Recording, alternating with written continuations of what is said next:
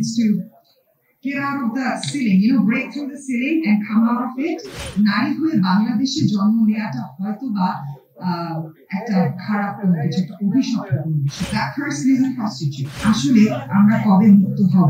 আমাদের মধ্যে অনেকেরই কিন্তু একটা কোয়েশ্চেন এটা রাইজ করে যে what is women empowerment? কেউ চিন্তা করে women empowerment হয়তো বা শুধুমাত্র বিগেস্ট কোনো পজিশনে কেউ যদি চলে যায় সেই মানুষটা সেই ডেজিগনেটেড জায়গায় থাকতে পারে, সেটা হতে পারে কোনো women হলে that is women empowerment.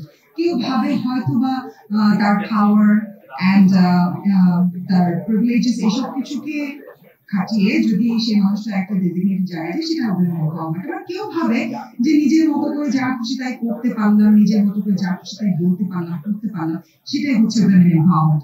এখন what is women empowerment in my eyes? Women empowerment in my eyes, women needs to boom and women needs to get out of the ceiling, break through the ceiling and come out of it. নারী হয়ে বাংলাদেশে জন্ম নেওয়াটা হয়তো বা একটা খারাপ কোনো কিছু, একটা অভিশপ্ত কোনো বিষয়। কারণ নারী হয়ে বাংলাদেশে জন্ম নিলে সে নারীকে ক্যারেক্টার অ্যাসাসিনেশনের মধ্যে দিয়ে যেতে হয় এবং তাকে অনেক slut shaming করা হয়। Despite whatever she does, despite whatever she is and whatever the skills she has or talent she has, সবকিছু কিন্তু ছাপিয়ে তার ক্যারেক্টার অ্যাসাসিনেশন করে just because সে নারীটা প্রোগ্রেসিভ কোনো একটা জায়গায় কাজ করছে। তো সেই নারীদের ক্ষেত্রে তো একটা ট্যাগলাইন লেগে যায়, the prostitute. That person is a prostitute. She is a whore. She is a cold girl. We are being called like that. সবসময় আমাদেরকে এই একটা নাম দিয়ে একটা ট্যাগলাইন দেওয়া হচ্ছে যখনই দেখা হয় কোনো নারী প্রোগ্রেসিভ কোনো কাজ করছে, ডেভেলপমেন্টের কাজ করছে, যে নারী নিজের সাহস করে নিজের সত্তায় নিজেকে উপস্থাপন করছে নিজের মতো করে এবং নিজের ভালো লাগাটাকে সবার সামনে তুলে ধরার চেষ্টা করছে। She could be a politician, she could be a teacher, she could be a scientist, she could be a doctor, but it doesn't mean that she cannot wear a bikini. It doesn't mean she cannot wear a swimming costume because আমরা যেখানে যেটা পড়া সেটাই করবো। তো কেন আমাদের এই বাধ্যবাধকতা, এই যে প্যারামিটারটা আমাদেরকে তৈরি করে দেয়া হয় যে আমরা মেয়েরা আমরা এটা করতে পারবো না, আমরা মেয়েরা আমরা এটা করতে পারবো না, আমরা মেয়েরা আমরা এটা বলতে পারবো না। Why is that? আমরা কি আসলেই এই women empowerment পেয়েছি? আমরা কি নারীরা স্বীকৃতি আজও পেয়েছি? 2025 is this. আমরা যদি 2025 এসেও এই বিষয় নিয়ে এখনো ফাইট করতে থাকি তাহলে আসলে আমরা কবে মুক্ত হব? কবে আমাদের নারীর স্বাধীনতাটা আসবে?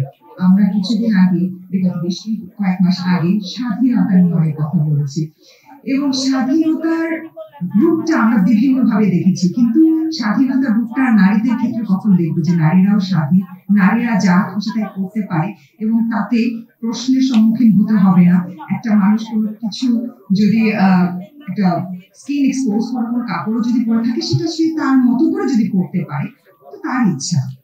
সে যদি নিজে কিছু বলতে চায়, কোনো স্টেটমেন্ট রাখতে চায়, সেটা তার ইচ্ছা। তার যদি মনে হয়ে থাকে যে আমার এই বিষয়ে নলেজ আছে কোনো একটা specific or particular subject, I do have a knowledge about that and I want to share to people of the world and I want to let the people know what I think about this. I want to let the people know about my opinion. তাহলে এটাতে দোষের কিছু হয় কেন? আর আরেকটা বিষয় যেটা আমি সবসময় দেখি যে মিডিয়াতে যখন আমরা মেয়েরা কাজ করে থাকি, আমাকে অনেকবার অনেক জায়গায় এটা ফেস করতে হয়েছে যে people say like আপনি মডেলের মতোই থাকেন, আপনি আর অন্য কথা নিয়ে বলেন না, দেশ নিয়ে আপনাকে ভাবতে হবে না, আপনার অন্য কোনো কিছু নিয়ে ভাবতে হবে না, রাজনীতি নিয়ে আপনাকে চিন্তা করতে হবে না। Well, then again I say I am a woman, I am a model, fine, I am many more than that. A woman, a model, and many more than that. I'm a mother, I'm a teacher, I'm a guide, and I'm an influencer. So আমার শুধু এই কাজটা যে আমি pretty looking হয়ে সুন্দর dolled up হয়ে I'll be presenting myself before people and just give a smile, একটা সুন্দর স্মাইল দিয়ে খুব একেবারে pretty হয়ে বসে থাকবো কিংবা দাঁড়িয়ে থাকবো, এটাই তো আমার কাজ না। I have much more to contribute to this world and to the society as well.